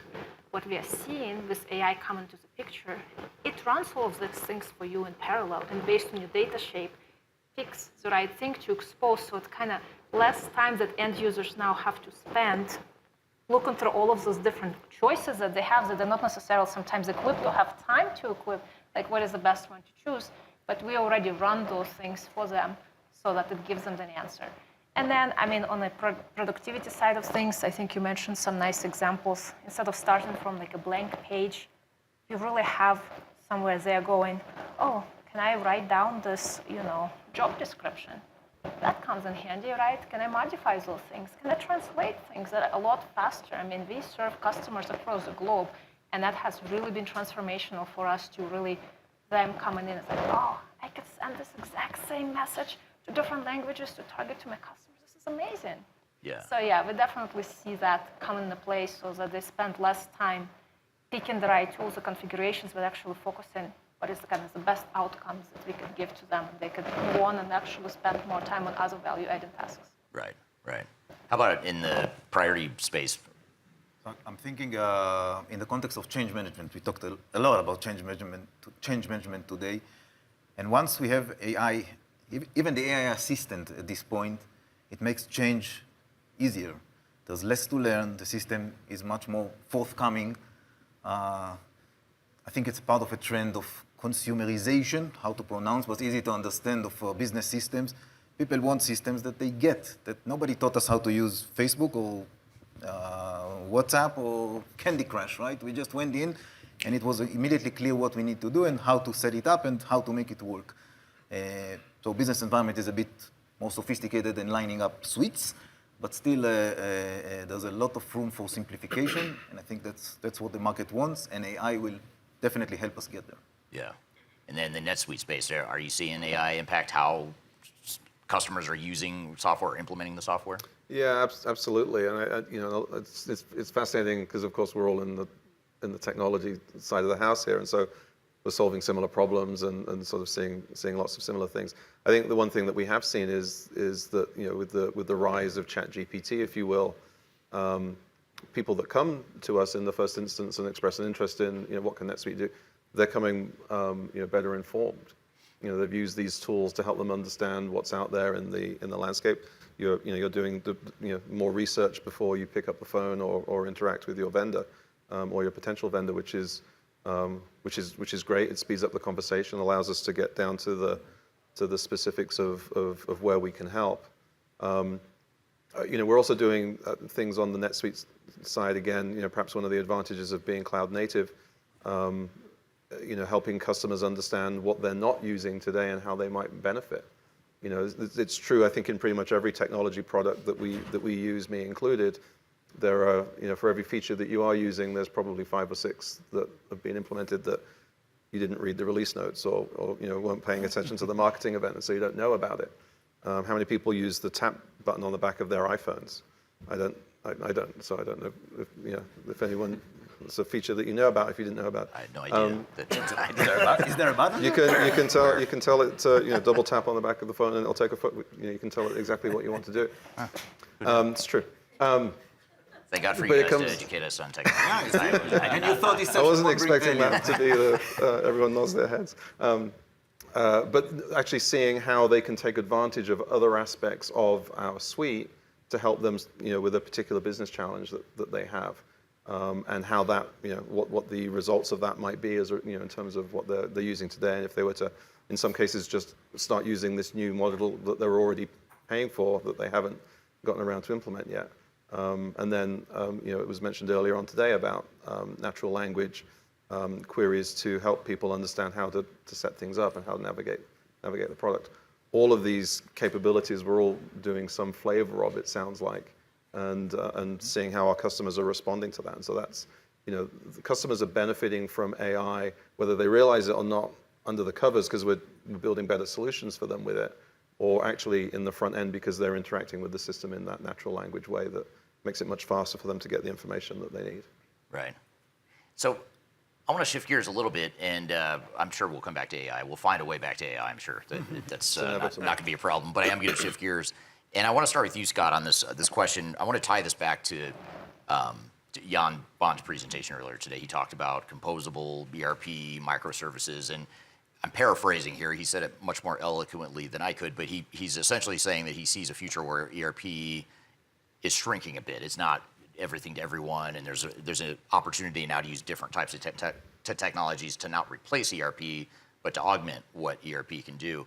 And I want to get the vendor's opinion on this too. I feel like you have a right to rebut him or to share your thoughts on this. But I want to get your sort of vendor neutral perspective on what you thought of that presentation or that school of thought in general, and how you think it fits into where we're heading in the future with the ERP software space. This seems to be one of those topics that it vacillates like a pendulum from one side to the other. It's all in one suite platform. Or it's no platform, everything's composable, everything's bespoke. I don't think that, there's a one right answer for that. Personally, I think most organizations would benefit from getting as much of their functionality fulfilled through a single vendor solution in an ideal world. Now, if you're taking a core platform and you're just bolting on 15 acquisitions that are poorly integrated, and you could cause more problems than you're solving. Whereas if you're a cloud native solution and you're building things organically, you probably have a much higher chance of making a more seamless and extensible platform in that regards.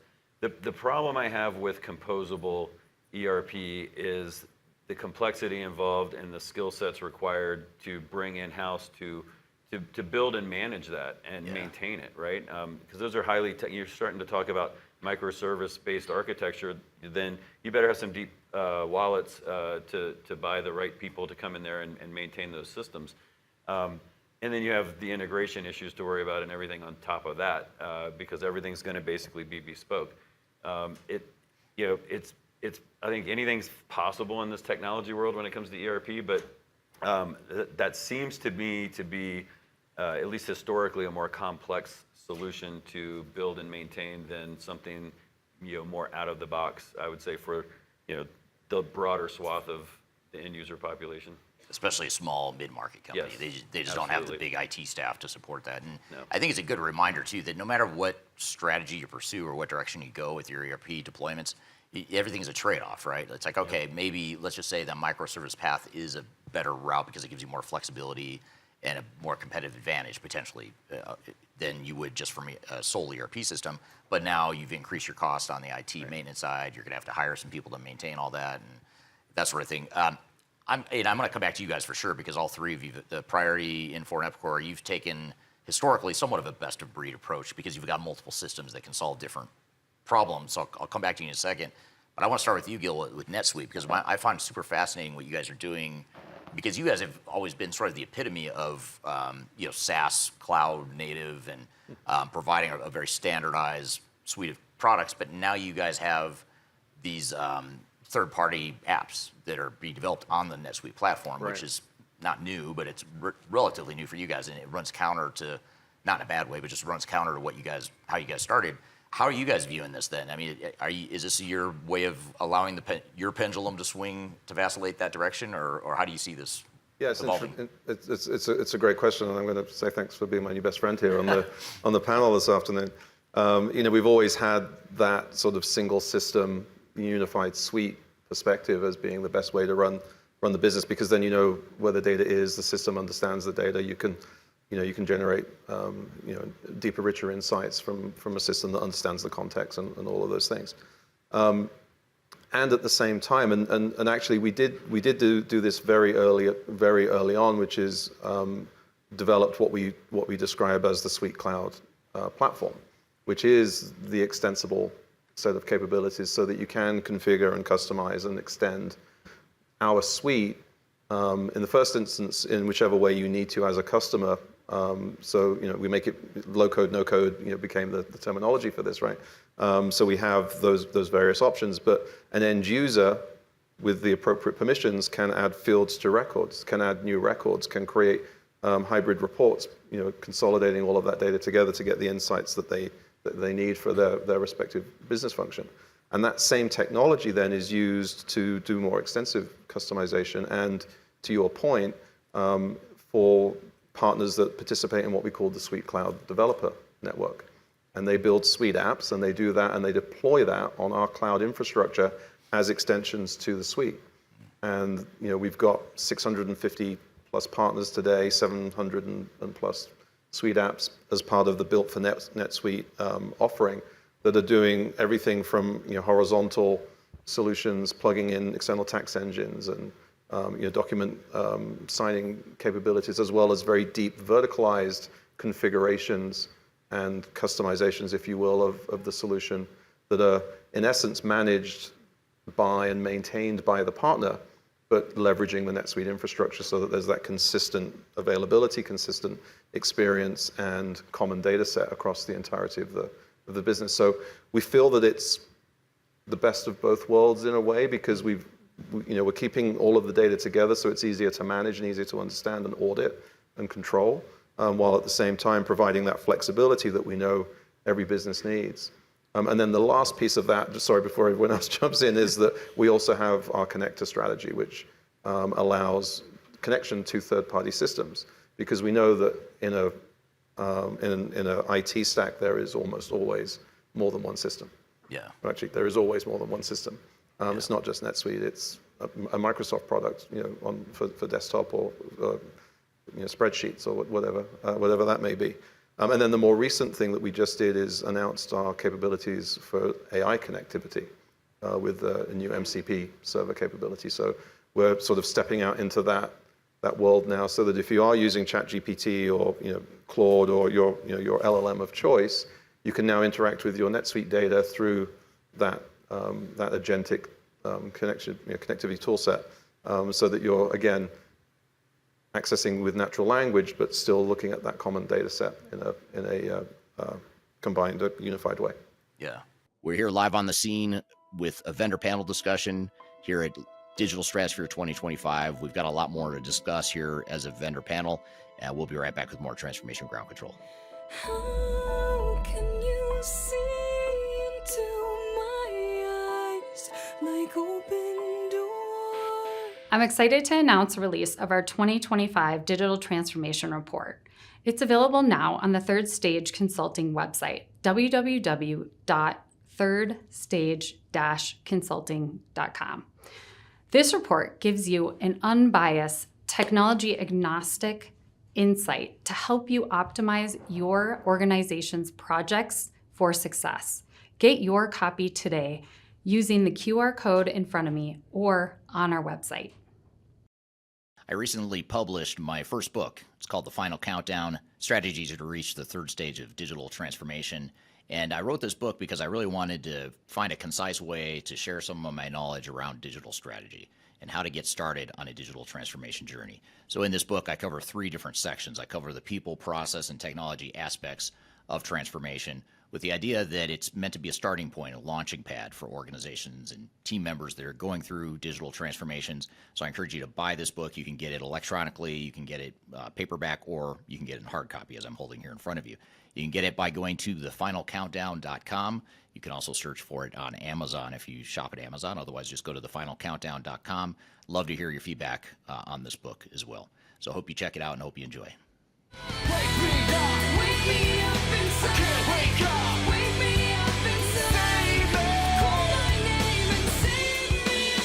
Hello, welcome back to Transformation Ground Control, episode number 237. We're here live on the scene at Digital Stratosphere 2025 in Denver, Colorado. And we're here playing a clip from today's session on the vendor panel, where we talk about some of the trends in the industry and how these different software providers are viewing the future of enterprise technology. With Infor, Jan also referred to this earlier today about how Infor has grown through acquisition, including his company, Baan, got acquired by Infor. You guys had, or you have M3, Sightline, now Cloud Suite. So you've historically had multiple solutions that you've maintained, but from a vendor perspective, I've got to think that's hard to maintain different systems with all the R&D getting spread thin, and you don't want to be competing against each other, with the same with different applications. Where do you see the pendulum going? Do you think the pendulum's going towards a single, like with Cloud Suite, a single solution, or do you think it's going to settle in the middle where you still might have multiple solutions for different industries or different use cases, or where do you see that going? Yeah, we were kind of forced into it, as you were saying, because we have all of our Cloud Suites specialized by industry. So we had to build a platform that goes in the middle and connects so that we have a user experience as a login. They have not just their core Cloud Suite, but their additional applications that they're using that go hand in hand with the ERP system, that we have analytics that goes on top of it, that we have AI, that we have all of this consolidation happening in the data fabric space. So for us, it was we were forced by working across all of these different R&D teams to have the platform as this place that unites or connects pieces together. And the platform itself works as a combination of those different microservices, if you think about it. Yeah, the moment that we get all this data, it comes together, we could apply analytics on top of it, we could apply AI on top of it, we could use a combination of the different techniques, we could put it back into the Cloud Suite. And what we notice, what works well for us, is that thinking about our end users, so their roles, what they're really trying to accomplish in a day, so that they don't go through different screens. They have a workspace. They start their day, they log into the portal, and they have a workspace. And this workspace tells them, here's some of the alerts, here's the things that you need to focus on. And those are the pieces of different technologies, from process mining, from analytics, from AI, are coming in together into one single space to help them with their day-to-day challenges. So answering your question, I think the truth is always somewhere in the middle, and we were forced to do that just because we had all the different applications to start with.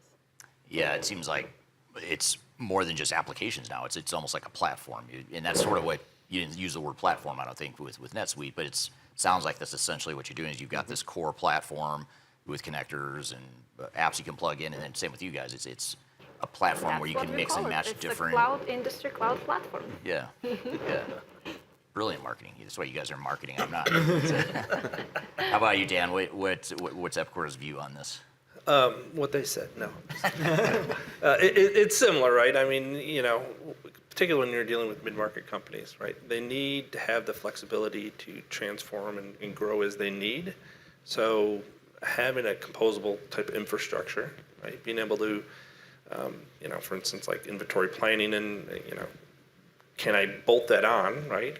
Do I have the right APIs to connect to that when I need it and grow is what our users need, right? So I would definitely say that there's your ERP system, your core ERP system sits at that core, but you do need to be able to have those applications that connect, whether it's to a third party, whether it's to your own apps. Someone even mentioned the community, right? Like building the community, start thinking about the supply chain.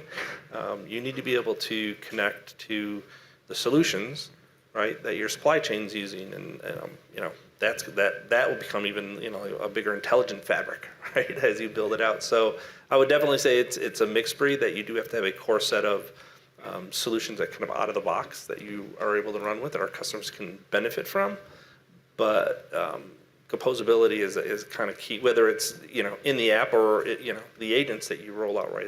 We didn't want to mention AI, but he started it, so everyone take a drink. That's right. Yeah. So just being able to have that flexibility within your system to grow as needed. So yes, we definitely support kind of that view. Right. Now, Gil, with Priority, you guys have had. First of all, you guys do a lot with distribution, retail, and some manufacturing as well. Other industries I know too. But how you approach this diversity of industries that you play in, and the different the different systems that you have. How have you guys navigated that?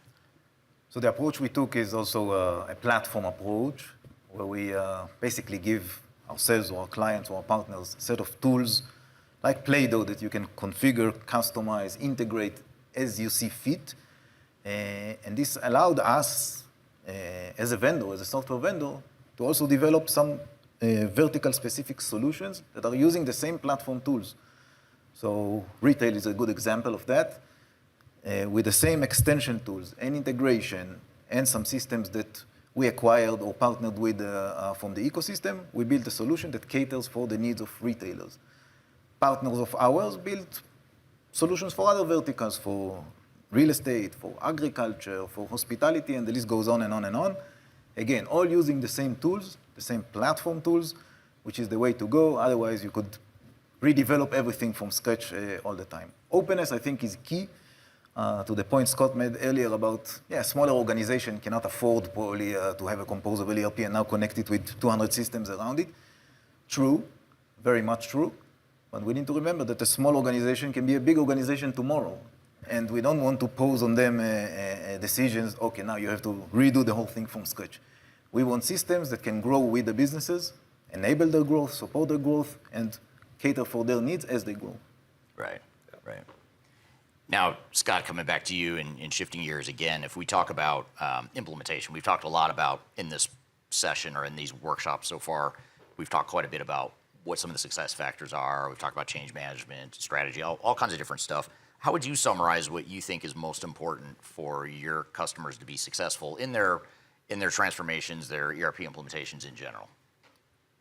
Yeah, I think the biggest mistake we see, and I don't think it's any secret to anyone at this event, is just the lack of upfront preparation for the implementation, right? So, a lot of over-reliance on the vendor to steer them to a system integrator, over-reliance on the system integrator to give them a statement of work that is going to be, fulsome and really cover off in enough detail all the different components of the implementation. And I think the paper is getting worse. I mean, you know, I literally see screenshots of resource allocation estimates for SOWs that are illegible. You can't even read them. And then you say, well, did you go through a phase 0 process? Have you gone through this advanced planning? How did you help inform the implementer to come up with these numbers? And there's nothing there, right? So that means these numbers have just been based on some semblance of historical projects that the vendor's probably done, and then a lot of guesswork. But it's a recipe for change order hell. And so I think, you know, the other component to the upfront planning is really the planning internally for the organization. I mean, you touched on it. It's program management. It's having an executive sponsor that understands your business and understands enough about technology to be an effective advocate for the project, the ability to prepare the organization for what's coming. You know, I can't tell you how many times I ask, how are you going to staff this project? You know, you're going to have to pull your best people out of the business to run the project. You're still going to have to run the business, and they don't have an answer. You know, data is a huge issue. You can almost guarantee that if they haven't done any upfront work, you're going to run into that. You start working on the data migration, the data integration, and you're going to hit a roadblock. And as we know, then you have to keep the meter running on the consultants, or you're going to lose the resources while you take whatever 6 weeks, 6 months, however long to fix the data. That's how these projects just start to grow exponentially. And I mean, that's just off the top of my head. I mean, there's so many ways these projects can go wrong. I think if you're not taking upfront, you know, in many cases, at least 6 months to plan what you're going to do for the project, you're kind of just preparing, or you're defaulting into failure mode. Yeah, and it's interesting because I had a psychology, not a psychologist, but someone who had studied psychology that was on my podcast one time, and she talked about how in human behavior, there's something called action bias, and people feel like they have to take action. And if I'm doing my phase 0 planning, I'm not taking action. Like, these guys want me to sign a contract, and they want to start designing and building the software that I can see and touch and feel, but the planning, I can't. I don't feel like I'm taking action. And why take those 6 months if I can spend that 6 months designing and building stuff instead? It's counterintuitive. It's like you have to go slow to go fast. So, you know, I used to play a lot of tournament poker, and it's like, you know, if someone's showing strength at the table, you know, there's a good chance they're probably bluffing, right? They want me to buy into that, you know, oh, I'm scared of this hand. It's very counterintuitive, and it's a hard sell to executive management a lot of time to say, look, you know, if we don't take the time to do these things the right way, it's going to cost us, you know, downstream in both implementation time and definitely in money.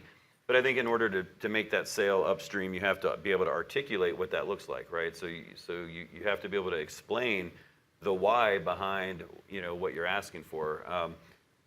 It's going to help to get help early. So, you know, firms like yours and others that can come in and kind of, you know, help you map out that process and map out your pitch upstream. That's a critical piece of the puzzle, because most of the time, you know, people are running the business. How many times, hopefully, do you do one of these big ERP implementations? You know, maybe, you know, if you're lucky, once in your career. You know, if you're unlucky, you know, 2 or 3 times for the average worker. Like, there's obviously you guys who love it and live it, and that's what you do. But most people hate it. And it's very disruptive, and it's painful. And it's like, if I have my job, all of these things are laid out, and now you're telling me everything's going to change. You know, that's not going to make me a happy camper as, you know, as a worker. And you have to prepare for that up front. Yeah. I think, if I may, those are really great points. And you said some things earlier in your session, the Welcome to the Jungle session, that really caught my eye, Eric. The why is really important. You know, you're not implementing a new ERP system because you want to implement a new ERP system. You're doing it because you've seen something that's not going well enough, or something that's getting in your way with what you want to achieve for the business. And so you're identifying a new system, and you're going to go through this journey, let's say, through this journey to get to an outcome which allows you to achieve that why, that, you know, that intent that you started this process for. And so it is really important to have your best people. It is, you know, got to make sure that you've got the time for that. And then the other thing that I saw on your slides earlier on is that implementing new software is not itself going to fix the problems that you embrace in this process. Look for. But the reality is that whatever your business process is today, it is almost, at least to some degree, the result of how your current systems work. It's not because that's how you would have decided to do it if you had, a blank slate at the beginning of whatever evolution or new initiative you had. Most recently, it's because that's how your current setup actually requires you to do this thing. And so thinking that taking that and putting it, in our case, in the cloud, on the suite, leveraging AI in another system in exactly the same way as you're currently doing it is not going to help you achieve that why. So holding on to why you're doing this, it's not just because you want to have implemented a new ERP system on your resume. It's because there's a goal that you're looking to achieve for the business. Right. And driving to that at all points along the way. I want to call it what Scott also, I think, mentioned just about preparing for the change, right? So you mentioned the processes, right? A lot of this isn't just the technology, right? You need, we're dealing with tariffs, we're dealing with economic issues, right? Change is a normal now. And I think, to your point, you're not going to rip and replace your ERP system out every time it changes, right? But you need to prepare your people, your culture, your processes, your governance to adapt to that change. We know it's going to happen. It's coming. So, have those kind of pieces in place besides the technology. I think that's going to better prepare you, right, as you implement kind of your initial solution. Yeah. So now, Gil, let me ask a follow-up to that. So Scott's saying that I should spend up to 6 months preparing and getting ready, defining the why, all the stuff these guys have talked about so far. But you've got a guy working for you, let's say, that's going to get a pretty decent commission check if he can get that contract signed today, not 6 months from now. What do you do? What do I do? So first, to relate to the previous point, it reminded me the story that they ask, how did God create the world in just 6 days? I mean, the skies and the seas and the mountains and the animals and the plants, all that in 6 days? It's easy. He didn't have any legacy. Nothing to change. Unfortunately, in our environment, we don't really get to do greenfields, right? We always have legacy. And that legacy, someone needs to understand, know very well, and then come and lead the change. And I sometimes see companies hiring people from the outside to lead the project. That's not going to work. You have to have somebody from the inside that knows the legacy, knows the current state, understands the why behind the current state, not just the why we're changing, and has the respect of the organization. So when he comes in to promote the change, it will resonate with the team. So I think that's, we talked a lot about leadership and the change management.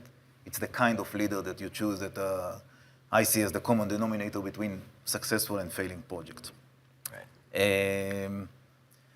How do I hold my horses that want to sign the contract? Yeah, and it may not, I fully acknowledge that may not be a fair question, but I think it's worth calling it out to the audience here that there is a conflict here. And these are situations that we cope with every day. One way, and we do this sometimes with customers, especially in the more, let's say, complex or larger projects, we do scoping. We don't yet run to implementation. We don't yet run to, okay, sign this contract and the 100 licenses or whatever.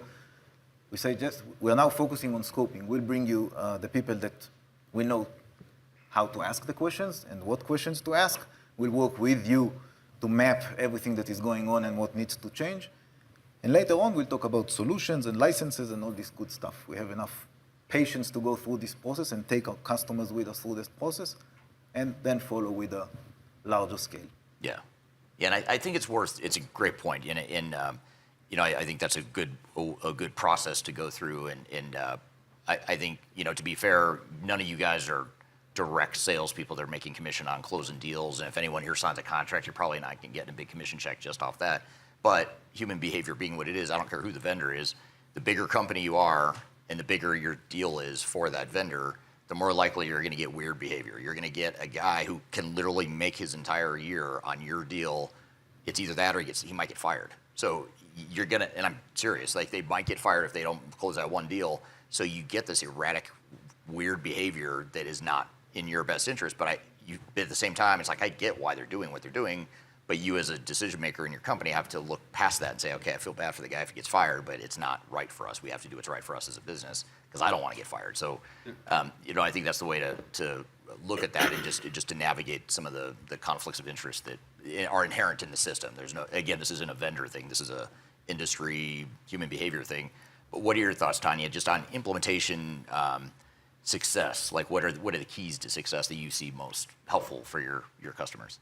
Yeah, and I'll probably second on what Scott was saying. I think what we notice sometimes in some of those implementations is like very IT-centric, and IT comes in and they run the show, but they forget the business on the loop, and business gets involved when it's already all in the works. Whereas the reality of the things, what works is that you engage the business from early on, like you're saying, taking them out from some of those critical processes so they're involved and they're bought into it. And then they're the ones who will be trained, right, and the rest of the organization, so they come and bring this change. So for us, what really worked is making sure that we have not just the IT, but the business in the loop from the very beginning. And then, of course, data. Yeah. Talking a lot about data. How do we bring it all together, making sure that this data is exactly kind of meeting use cases that you're trying to address. And I think just a little bit about the time-wise, right? It's not going to happen overnight. So what can we do now to start bringing in value? And so if you start flowing this data and putting it in some sort of data lake, wherever you're going to put it, you could start applying AI on this right now. You don't have to have all of your ERP screens up and running. You could actually start providing value to them before that. And so I think that's how we help to mitigate for some of the things. So don't think about it being years away, but the moment that we start flowing this data, you could start getting the benefit now, in 90 and 60 days, but whatever, starting with those quick wins. Yeah, makes total sense. Let's look to the future, and Gil, I'm going to start with you just because I asked you the most difficult question. I'll start with the easier open-ended one to kind of close out the discussion here. But when you think ahead to, say, 5 years from now in the enterprise technology space, what do you see happening? What do you think? What are the things that you see on the horizon, whether it was related to AI or composable ERP or some trend we don't even know about yet? Like, what do you see? How about I don't know? That's the reality. None of us do. But what's your guess? I think nowadays the pace of change in technology and the pace that technology evolves is by far faster than what business can do and what us as software vendors can adapt. So we are chasing the technology, right? We spend our days scratching our head thinking, how can we harness this wonderful technology that is out there into something practical, something that people can use in their day-to-day. And I think we are just scratching the surface now. And as we do that, technology continues to evolve very fast. So I think the most honest answer would probably be, I have no idea, I really don't. That's a good answer. I think it's a fast-moving thing. I'm sure that we'll see by far more AI playing a much bigger role in the business applications. I know the famous quote that there will not be business applications anymore. I guess you all heard that, right, from the CEO of Microsoft, that this was his vision.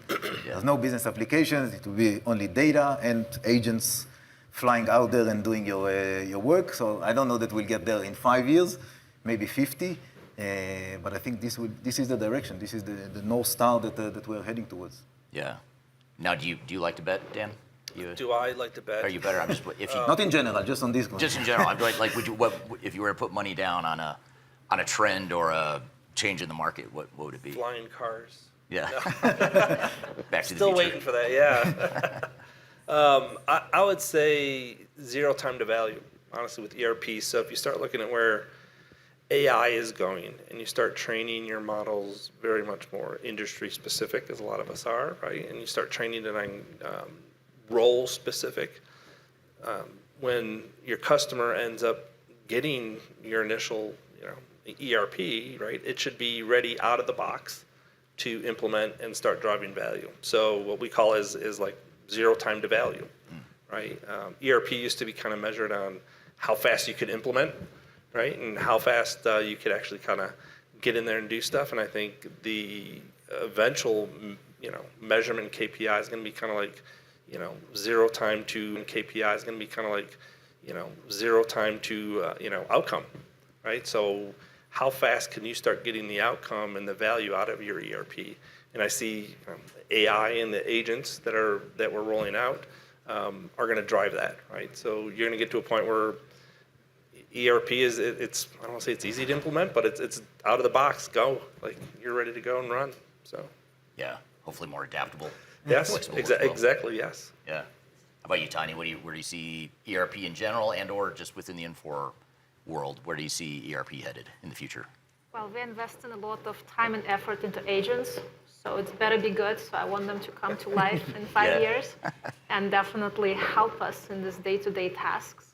Have the orchestrators that could do simple actions for us with a human in the loop, but human, instead of doing this mundane, redundant tasks, actually doing a lot more value-adding activities. It's, to me, it's almost like Maslow's self-actualization. You come to work and you're happy to be here. You actually accomplish something and not just look through the list of the spreadsheets or the columns that you have in your ERP. So we're betting a lot on agents, and I hope that in 5 years, they better be good. You hope we're there, yeah. Yeah. So that maybe it's not 50 years out. Yeah, maybe it's a lot Oh, sooner yeah. than. How about you, Scott? Where do you see the world of enterprise tech headed?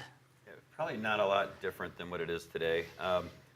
Don't think you're going to see. That's a boring answer. Well, you know what? Green.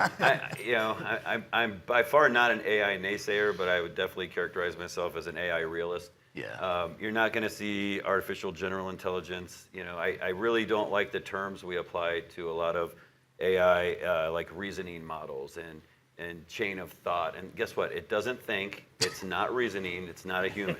Go ask ChatGPT 10 questions, and there's a good chance you're going to get some wrong answers to at least a couple of those 10 questions. And this is like the most basic use case you can apply. Or ask it again, and you'll get different answers. You'll definitely get a different answer, especially if you rephrase the question just ever so slightly. You're not going to see autonomous multi-agent workflows that decide on behalf of your business for critical business decisions. I don't see that in the next 5 years at all. I do see a refined version of what we have today. I think you're going to see models that are more fine-tuned, that you can put guardrails against to defend against some of the bias and some of the hallucinations. Another word I don't really like, but hallucinations. That you can also have it more targeted in its training on your industry data and your specific company data. And you can definitely go into what I would consider hyper automation for a lot of level 1 workflows and take a lot of the work that's done by people today and definitely automate that and definitely raise that up where the human in the loop is able to oversee a much broader scope of work than what you can do today in a more manual basis. So I think it's definitely going to be a transformative force from a productivity and an efficiency standpoint. Can be for revenue generation as well, depending on how it's targeted with marketing and sales enablement and things like that. But it's, I hear people say it's going to be bigger than the internet, and I'm like, I don't see that being the case in the near future. I'm not a technologist by trade. I'm not a futurist. I can't say what's going to happen 20 years from now, but it's pretty safe to think 5 years from now, it's a more refined, elegant version of what we have today. Yeah, and I think it's a good point that you have to be careful of these grand predictions. I don't know, for those of you that were in Emma Roloff's session, she pulled up a quote from Constellation Research where they said, if you're not investing in AI right now, you won't exist in 5 years. Right. And I'm like, okay, come on, that is not true. I could be operating a pen and paper and still be in business in 5 years. I mean, that's probably not advisable, but it could happen. So anyway, it's stuff like that. I think it's fun to look to the future, but I think you guys are, which one of you said, Gil, you said you don't know. I don't know either. I like to pretend I do. I like to guess what I think will happen, but the reality is none of us really know. But it is interesting to see like what you guys are doing to advance technology and advance where we're going. How about you, Craig? Don't want to forget about you. Where do you see the world's headed with ERP? And I kind of agree with everyone. That's sort of I think there's truth sort of in the midst of all of those, or at least a solid prediction that we could kind of come together. It's going to get better. Technology is going to get better. It's going to be better at giving us answers that are helpful. It's going to be making sure that we can do our jobs more effectively. As long as there's still a human signing off on the financial statements, though, there's going to want to be that rigor, and there's going to need to be that engagement and full auditability and an understanding of what decisions have been made. So I think we'll see this continued journey of automating sort of repetitive manual tasks, while at the same time still providing that overview that the human that's in charge can make sure that things are going in the right way. I mean, the reality is that the challenges that the businesses have are not themselves changing. So these solutions are all about continuing to do a better job at making the end user, the customer's life better and easier at achieving those goals. So in some ways, all of you actually have a big say in where this technology will go.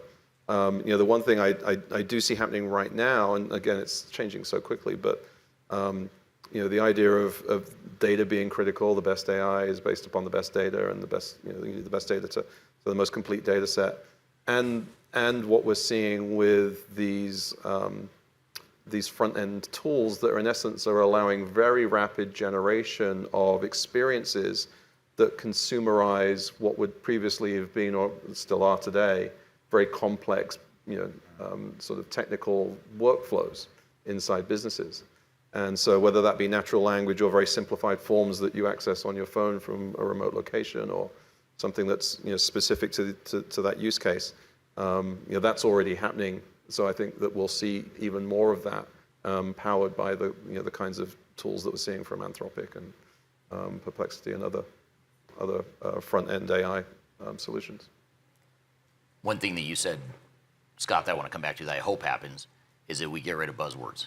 So you're talking about some of the nomenclature that's used in the industry. It's getting pretty irritating now with all the different buzzwords. Even just for AI, you've got 50 different buzzwords used there. But no, it's good. Well, that was the vendor panel discussion. Very enlightening. I really enjoy those conversations. I enjoy facilitating them because it's such a unique perspective that you get when you get all those different vendors on the same stage talking about the similarities and differences between the way they view the enterprise tech space in the future. So really interesting stuff, and hope you found that as helpful as I did. And there's so much more I could share with you here in this episode. There's so many different speakers and sessions that I want to share with you, and we will make all of those speaker sessions available for purchase. If you want to view the on-demand recordings of the conference, we'll make those available to you soon. But hopefully this is giving you a flavor of what we covered here at this tech agnostic event or movement, as it's been tagged by the audience here. So I hope you found this helpful, and we'll be back with our regular format next week. So be sure to check us out at transformationgroundcontrol.com for all the past episodes you might have missed. Keep an eye out for our social media, my social media, but also Third Stage's social media for when we announce not only the next Stratosphere for 2026, but also where and how you can buy the recordings from the sessions this month or this year that you may have missed. So I'm looking forward to the rest of this conference. I'll share more with you on future episodes. But in the meantime, hope you have a great week, and we'll see you next week on the next episode of Transformation Ground Control. Take care. Ground control to Major Tom.